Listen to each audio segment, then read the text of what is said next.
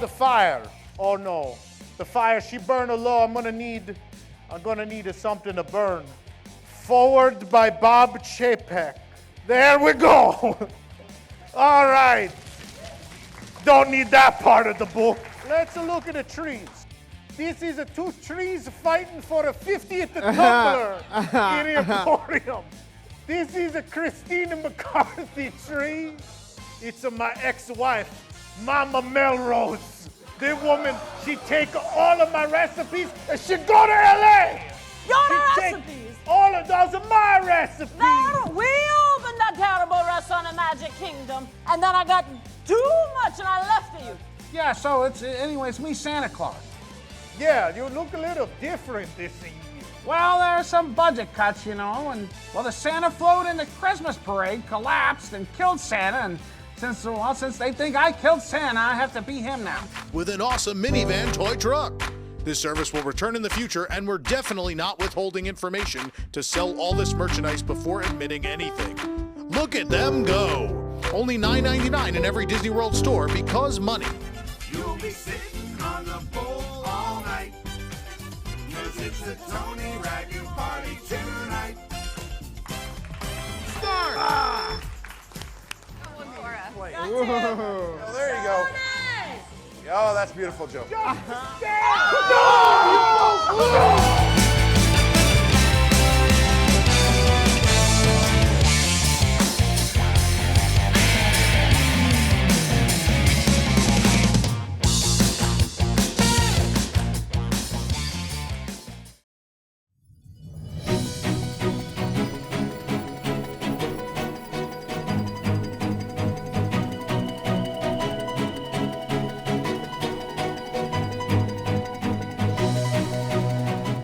Welcome to News Today with WDW News Today. I'm Tom Corliss. Here now the news for December 22nd, 2021.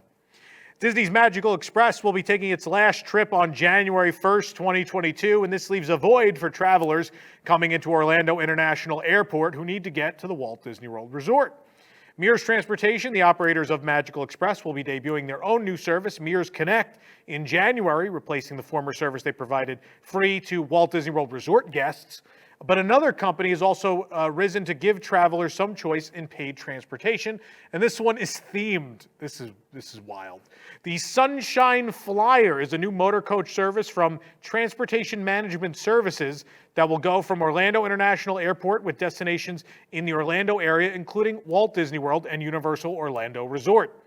Each of the Sunshine Flyer buses are late model premium motor coaches with a theme centered around old-fashioned passenger cars and train locomotives. Currently, 2 buses are in operation, one themed to a train engine and one as a passenger car, and many more designs are planned for future buses. The drivers' costumes are also styled around 1920s era train conductors. This is fun. Paper hats and small souvenirs for children complete the experience. The service is set to launch in February 2022. Reservations are available now on their website, sunshineflyer.com. And as a salute to the 50th anniversary of Walt Disney World, Sunshine Flyer is donating 50% of all sales during the first 50 days of service to Make-A-Wish of Central and Northern Florida. CNBC previously reported that executives were betting that Bob Iger would return as the CEO of the Walt Disney Company next year. But now the news station has released a clip from an interview with Bob Iger where he declares his desire for a blank canvas. Iger, who has been delaying his imminent retirement since 2015, is set to depart from the company at the end of the year. Quote, it's time for me to have a blank canvas, so to speak, to be forced in a way to be a little bit more imaginative with my time. Quote, I like to sail, he noted when asked how he will use his time. In a separate interview with Variety, Iger declared he was, quote, resolute about his retirement this time around. I haven't once second-guessed it or hesitated. Can we second-guess for you? Anyway, so I guess no Bob Iger. What's going to happen next year? Stay tuned to find out. Cliffhanger, but it's real life. Walt Disney World has announced they are holding online auditions for performers with experience with trampolines. Submissions for part-time and substitute roles will be accepted through January 3rd at 3 p.m., with in-person callbacks held in Orlando on January 27th.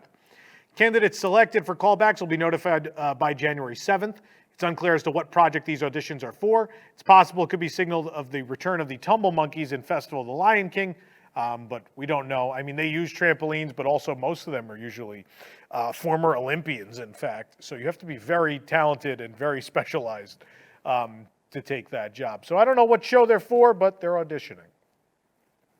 Mickey's Once Upon a Christmas Time Parade has begun daytime guest performances after previously only being available at Very Merriest After Hours. Guests who purchase Genie Plus will also have the opportunity to book a Lightning Lane reservation for an exclusive viewing area. Disney Genie Plus is a flat rate of $15 per guest per day, plus tax. And guests who book the Lightning Lane viewing area are instructed to see a parade viewing cast member near the castle at their return time. The viewing area is located on the east side, and with the viewing area's debut came some issues, as you would expect at this point from the debut of anything related to Lightning Lane. The reservations were somehow overbooked, and so some guests arrived at the viewing area only to find that their reservations were no longer in the system. Cast members informed the guests that the area was booked up, so some reservations were pushed out of the system. That's a nice way of saying, sorry, the thing you planned hours ago, we're not giving that to you. That's, great guest service, everyone. They also said they cannot see past records and cannot help if the guests have even if they have a screenshot of their Lightning Lane reservation. This is great. So now, FastPass Plus had its problems, right? But in the end, more often than not, cast members were willing to help you. And if they weren't, you didn't pay for it, right? So it was less risk involved there. Now you're paying $15. You're waiting several hours to cash in for this parade viewing area, and they just pushed yours out. You've lost value on your day. Although they were sending people to guest relations to get a full refund at that point, but yeah, that's pretty ridiculous. It's pretty ridiculous. And this is not a completely new system, right? FastPass Plus is what this is all built on, and let's remember that FastPass Plus at different points in its history offered nighttime show viewing areas and parade viewing areas. Those were things that were part of it. So there you go. And the fact is they also didn't send push notifications. They sent nothing to guests. You showed up and you're like, too bad. And at that point, it was too late to get a parade spot. So good times. Good times. At least it's not a busy week for that to happen. Oh, wait. The sparkling, iridescent Walt Disney World 50th Anniversary Sequin Spirit Jersey has finally arrived. We found it at the Emporium in the Magic Kingdom as well as online at Shop Disney. The jersey is part of the Celebration Collection. The rose gold jersey has sequin stripes down the bottom half of both the torso and the sleeves, and the Walt Disney World 50th logo is on the front. The logo is across the back in sequins, and the jersey costs $119.99. Disney announced that several limited-time 50th anniversary food and beverage offerings will be leaving the Magic Kingdom on January 9th. The items in the announcement include the Mickey Mouse Dome Cake from Gaston's Tavern. That was really good. Pecos Bill Widowmaker Sandwich from Golden Oak Outpost. The Black Forest Chocolate Cheesecake from Pinocchio Village Haas, the Snow White Cone from Storybook Treats, the Not Too Late Tea from Cheshire Cafe, and the Showtime with Jose Float from Aloha Isle. This may not include all the items that are being discontinued on January 9th. No full list has been released, but Disney did note that the new desserts and snacks and such will be announced next week, what's going to replace these. If you're a Wishables collector, now is the time to be at Walt Disney World as several releases have arrived simultaneously. The latest release of Wishables starring the cast of The Lion King has finally taken its place on store shelves. It's an open Wishable of Simba and then Nala, Rafiki, Timon, or Pumbaa inside those blind bags. And even though Fantasmic won't return to Walt Disney World till next year, that series has finally arrived. It's been at Disneyland for way over a month now. So the open edition Mickey Sorcerer plush has not arrived yet, but the blind bags, which include either Dragon Maleficent, Steamboat Willie Mickey Mouse, Chernabog, or the Enchanted Broom, are available. This is my favorite set so far. These are $14.99 each. And even though it's only 3 days away, Wishable collectors can now pick up the 12-day countdown calendar. Maybe you can use it next year, which is finally available at Walt Disney World. The calendar features a dozen Wishables in a Christmas tree-shaped box, previously debuted at Disneyland Resort in early November, when you could have bought it and gave it to someone and actually opened each day on the way to Christmas. But better late than never. It's here now. The calendar retails for $99.99. We found all of these at the Emporium in the Magic Kingdom. Shop Disney has issued the next in its line of limited release Serigraph attraction and pavilion posters for Epcot. The newest entries are available only for a limited time and will be pulled on December 31st. Both the Spaceship Earth and Imagination posters released last year as limited edition serigraph posters are now in this reissued larger size with this sort of shimmering finish on these. These posters are $99 each. They're very pretty. If you haven't bought any before, they're gorgeous posters. They're worth buying. It's hard to believe that 2022 will begin in less than 2 weeks, but over at Epcot, preparations are already underway for New Year's Eve. At the Italy Pavilion, construction has begun on the structure that's been used for a dance party in years past, which means, indeed, those New Year's Eve dance parties are coming back. It's worth noting this because Disney has still never officially announced what they're doing for New Year's Eve, other than finally listing the fireworks on the website, but the dance parties will be part of it. I don't know if because of what's going on with COVID right now, Disney is not really in the mood to publicly announce that they're having dance parties and, a New Year's Eve celebration with a bunch of people. So, yeah. Nearly 2 years into the COVID pandemic, most major facets of Walt Disney World have returned to the resort, from nightly fireworks to character dining experiences. But one still remains, Typhoon Lagoon, the elder of Disney's 2 water parks. Rumors are pointing to its reopening in January, and Disney is hard at work staging the park for the return of guests. This is thanks to new aerial photos from BioReconstruct on Twitter. The photos show the return of water to the massive wave pool, as well as lounge chairs staged properly for guests to use. Umbrellas and inner tubes are also ready again, and Castaway Creek has plenty of tubes ready for guests to float down that lazy river while water flows down the storm slides.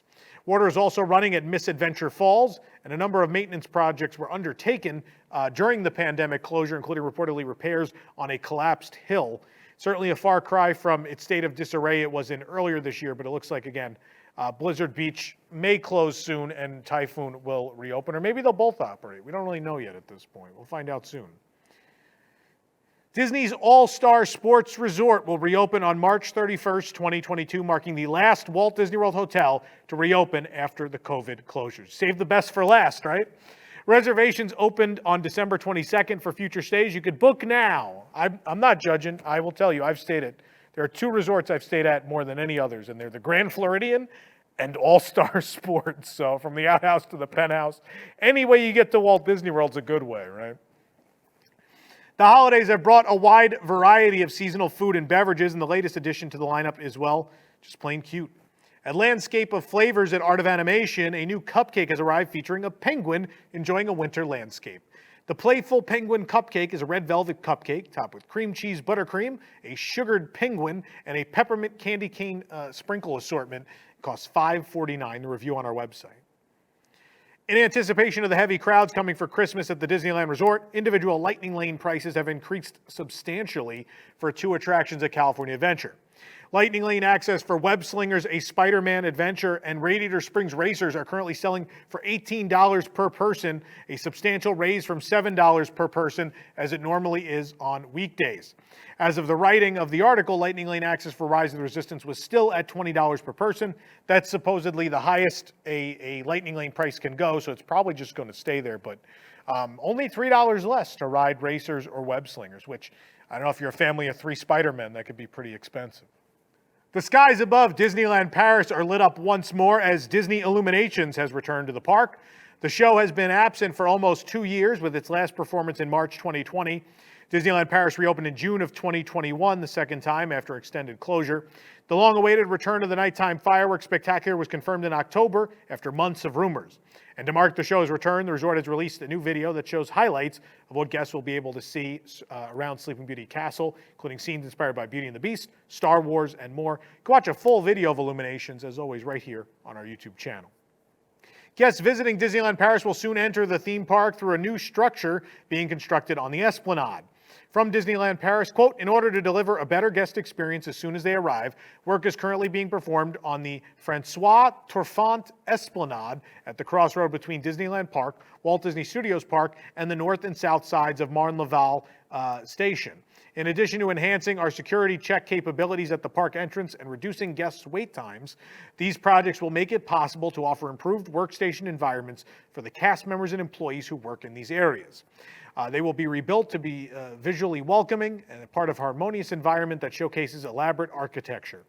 To this end, Walt Disney Imagineering Paris Design and Show Quality imagined a brand new open metal structure of nearly 1,000 square meters, which combines a, bear with me here, belle époque and industrial style, it's probably wrong, for the Esplanade, the first building of which has recently been opened to the public. Quote, "We have been working on this project for 2 years in collaboration with the security division," said Natalie Piet-Caron, the art director in charge of Walt Disney Studios Park and Disney Village. "We drew our inspiration from covered market buildings, such as the Baltard one, while making sure to bring a Disney touch to every single detail so that guests can be immersed as soon as they arrive. The construction will involve a wide variety of raw materials, cast iron, steel, zinc, wood, and natural stone, and the use of metal and glass to lighten and refine the structure shapes. This is real craftsman work, which will be completed by about 15 suppliers and local manufacturing plants. Leveling will also be adjusted, and the flooring will be renovated in a 12,000 square meter surface area. It is a particularly complex project for the team since 2 RATP, that's Paris Public Transport Operator, and SNCF, that's French National Railway Company, tunnels cross the Esplanade underground. The remaining work will be carried out in phases over 2 years to avoid disrupting access to the park as much as possible while maintaining security check efficiency. With the Toy Story Hotel set to open in April after around 2 years of construction, we figured it'd be nice to pop over to the sleepy corner of the Bayside area of Tokyo Disney Resort and check out the latest progress on the project. Virtually all exterior work is complete on the new moderate level hotel. Even small details like the decals in the RC Racer parking garage are visible from a distance and with a zoom lens. The smokestack powering both this hotel and the Hilton Tokyo Bay is painted to resemble Andy's cardboard box Western Town from the first film. It features Dolly, Buttercup, Ducky, and Bunny.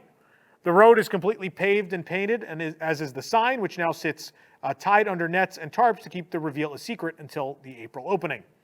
The entranceway to the hotel features a number of pencils flanking the entrance, as well as very colorful light fixtures.